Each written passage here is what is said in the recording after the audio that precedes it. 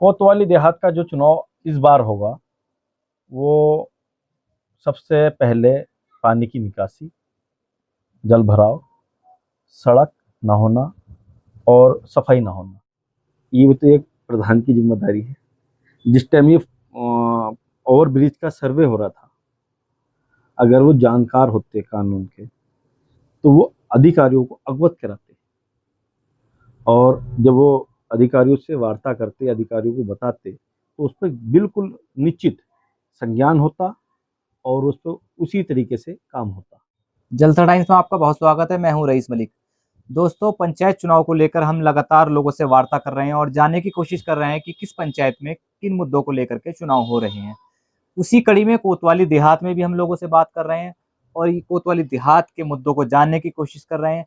आज बातचीत में हमारे साथ एडवोकेट आसिफ अंसारी मौजूद हैं। उनसे बात करेंगे और जानने की कोशिश करेंगे कि कोतवाली पंचायत का चुनाव इस बार किन मुद्दों पर होने जा रहा है।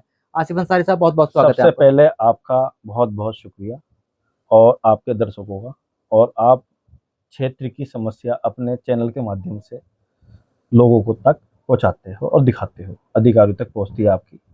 बहुत बहुत शुक्रिया आसिफ भाई, हौसला बढ़ाने के लिए। आसिफ भाई, मेरा आपसे सीधा सीधा सवाल है। पंचायत चुनाव जो 2026 में होने हैं, वो कोतवाली के पंचायत चुनाव किन मुद्दों पर होने हैं?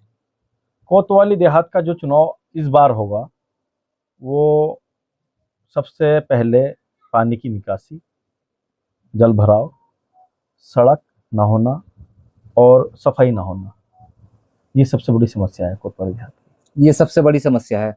आसिफ भाई, वर्तमान ग्राम प्रधान का दावा है कि 70-80 या लगभग 80-90 सड़कें उन्होंने नई बनवाने का दावा किया है। अभी एक मीटिंग की थी उसमें 80 सड़कें तो मैं कह नहीं सकता, लेकिन इतना तो है, वो सिर्फ मुझे या जनता को नई 5 सड़क गिना दे कि मैंने 5 नई सड़क बनाई है। अगर बनाई होगी तो उस जगह की बनाई होगी जहां उनके कार खास का एक एक मकान होगा, और वहां सड़क बना दी हो तो बात अलग है। लेकिन अगर आपको वो 80 सड़क अगर बताते तो रजा कॉलोनी एक सबसे बड़ा मोहल्ला है। रजा कॉलोनी में आप जाइए, अभी भी लगभग आपको 1.5 से 2 फीट पानी मिलेगा। सड़क तो बहुत दूर की बात, अगर वहां काली राख मट्टी भी पड़ जाती तो शायद उनके घरों के सामने पानी भरा बना होता, और जब बारिश पड़ जाती वो अपने लोग बाग घरों से भी नहीं निकल सकते।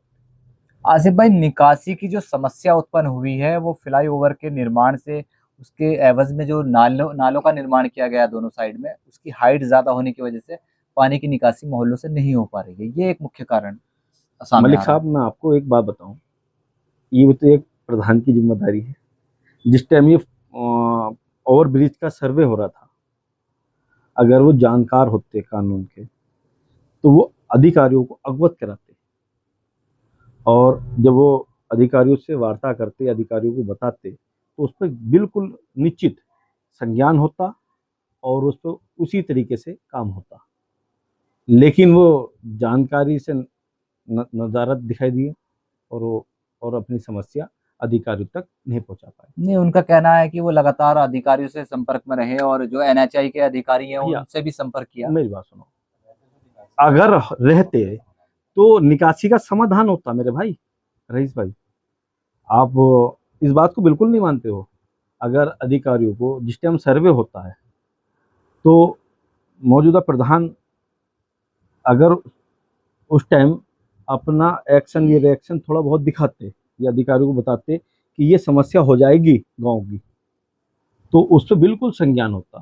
छोटा गांव नहीं, बहुत बड़ा गांव है, और छोटी समस्या नहीं है मलिक साहब, बहुत बड़ी समस्या है। नहीं, पानी की निकासी ना होना, पानी की निकासी की समस्या बिल्कुल बड़ी है, लेकिन ग्राम प्रधान उसको उस स्वयं को जिम्मेदार नहीं मानते उस समस्या के लिए। यार तो अच्छा, और कौन जिम्मेदार होगा? मैं हूँगा जिम्मेदार, आप होगे जिम्मेदार इस चीज के? कौन होगा जिम्मेदार? प्रधान ही तो होगा। अगर प्रधान, जनता प्रधान को क्यों चुनती है, क्यों चुनती है? उनका कहना है कि जो फ्लाईओवर, जो एनएचएआई, जो ये केंद्र सरकार की योजना है, उसमें बिल्कुल मैं बिल्कुल पंचायत मानता का हूँ केंद्र इंटरफेयर नहीं। केंद्र सरकार बहुत अच्छी काम कर रही है, लेकिन रईस भाई अगर अधिकारियों को ये गांव की समस्या बताते कि ये फ्लाईओवर जो नीचे रह गया, ये ऊपर भी उठा के बना जा सकता था ये, और अगर ये नाले ऊंचे बन गए, अगर ये उसी टाइम इसकी पूरी समस्या बताते अधिकारियों को, तो यो नहीं, बिल्कुल नहीं, अधिकारी नहीं मानते, अधिकारी बात मानते और ये समस्या नहीं होती। मैं आपको 3-4 मोहल्ला का नाम बता देता हूँ। कोतवाली पंचायत में 15 वार्ड है रईस भाई। इस 15 वार्ड में एक जगह भी आप जाके देख लो, अगर कोई भी प्रधान जी ने एक नई सड़क बनाई हो तो। हाँ, इतना तो करा होगा, इस चीज़ को मैं नहीं नकारता, जो पूर्व में सड़क बनी हुई थी उनकी नालियाँ तोड़ के उसने एल टाइप करने का काम किया है, लेकिन पूरा नहीं कर पाए इस चीज़ को भी।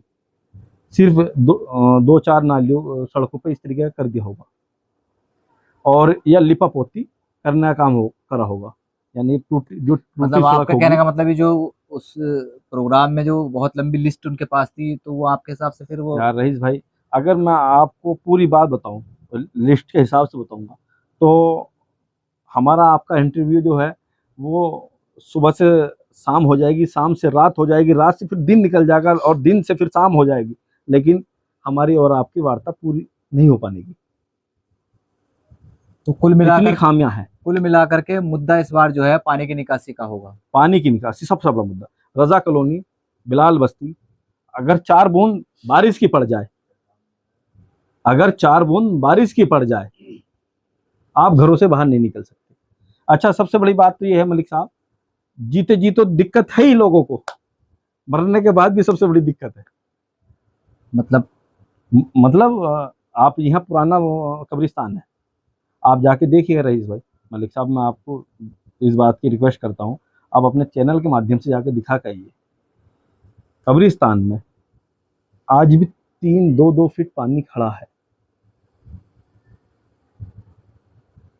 अब दूसरों के कब्रिस्तानों में जाके आदमी गुजारिश करता है कि भैया हमारे मुर्दे की दफीना आप अपने यहाँ करा दीजिएगा, उनकी इजाज़त ले लेके।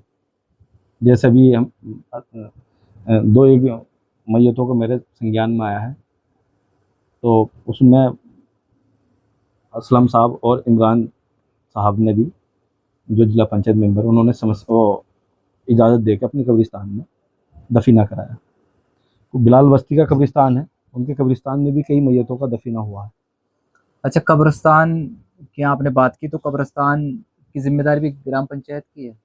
यार, पानी अगर निकासी होगी, पानी सब निकल जाएगा, नाले सही हो गए, दुरुस्त हो गए, तो फिर इस कब्रिस्तान में तो पानी नहीं होगा। अच्छा, ये अच्छा सुनो, ऐसा है कि पानी की निकासी होगी तो कब्रिस्तान में पानी नहीं आएगा, नहीं जाएगा। और दूसरी चीज, कब्रिस्तान भी तो पंचायत का एक हिस्सा है। नहीं, पंचायत का नहीं, ये अच्छा, जो पुराना कब्रिस्तान है वो भी ग्राम पंचायत का ही। अच्छा, ग्राम पंचायत के अधीन आता है। जी। चलिए, मुझे इस बात की जानकारी नहीं थी कि वो पंचायत के अधीन आता है। जी, चलिए, बहुत बहुत शुक्रिया हमसे बात करने के लिए आसिफ भाई। बहुत बहुत धन्यवाद जी, आपका। ये थे आसिफ अंसारी, एडवोकेट आसिफ अंसारी, जिन्होंने साफ तौर पर सीधा अपना जो है जवाब दिया है पंचायत चुनाव 2026 को लेकर के, कि इस बार का जो चुनावी मुद्दा होगा वो पानी की निकासी होगा। कोतवाली देहात में पानी की निकासी की समस्या से जो जिंदा लोग हैं वो भी परेशान हैं, और जो मुर्दे हैं उनको भी दिक्कतों का सामना करना पड़ रहा है।